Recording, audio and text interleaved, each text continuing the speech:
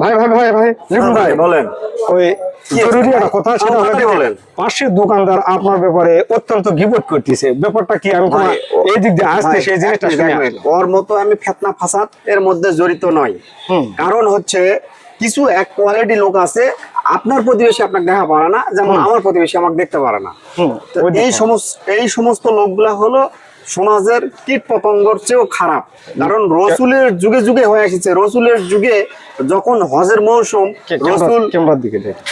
রসুল যখন হলো ওই কোরআন তেলাওয়াত করতো, দিনের দাওয়াত দিত, তখন আবু জেহেল ওই হজে যারা যেত তাদেরকে বলতো যে ওইদিকে যায় না, একটা পাগল বানাচ্ছে, খারাপ লোক, এই হয়েছে সেই হয়েছে।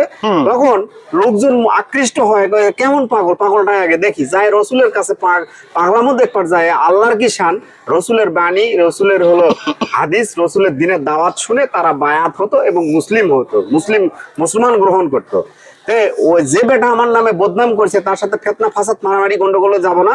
ওকে পাইলে ওর গালে চুমু খায় ওকে মিষ্টি আর চা খাওয়াইতাম।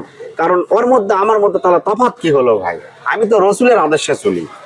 যাক, শুনে খুব খুশি হলাম এবং আলহামদুলিল্লাহ